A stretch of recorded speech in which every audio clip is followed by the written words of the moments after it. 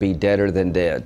So what do you want to say about this? I mean, here we have a situation where we continue to see break-ins at the border, at the ports as well. I mean, why would Republicans not be behind the president on this? Well, some people believe that the emergency declaration could lead to Democrats in the future doing the same thing on other issues. That's not my concern. My concern is a broken border. It is not a manufactured crisis, and what upsets me so much is that in 2013, almost all Democrats voted for $9 billion for border security, for barriers, as part of a $44 billion package. So to my Republican friends, it's clear to me they're not recognizing President Trump won.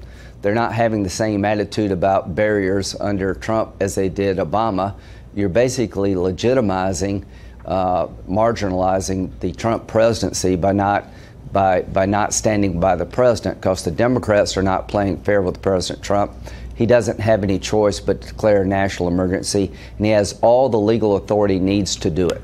And in terms of the money that he can gain from other agencies as a result of the national emergency, we're talking about, what, $3 billion roughly from the money in the Treasury. I mean, tell us where this money comes from and why you believe that these are monies that have been appropriated but not used and are available to the president in this regard.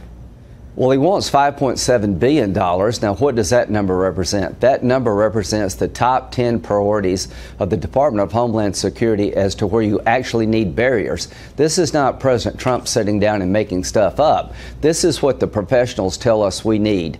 These are the top 10 sites that we need a barrier to protect the border, and the total cost is $5.7.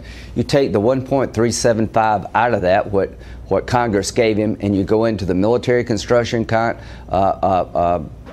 you go into other pieces of legislation, you move money around, and you build out the wall, the barrier. That's where he's going to get the money from, some from here, some from there.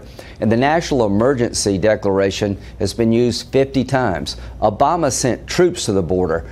Bush 43 sent troops to the border. Trump is sending troops to the border. What's the difference between sending a soldier to the border to shore up the border than having a soldier build a barrier while they're there? Yeah. He has all the legal authority he needs, and I hope the Republicans will stand behind him. This is a defining issue in our party. Well,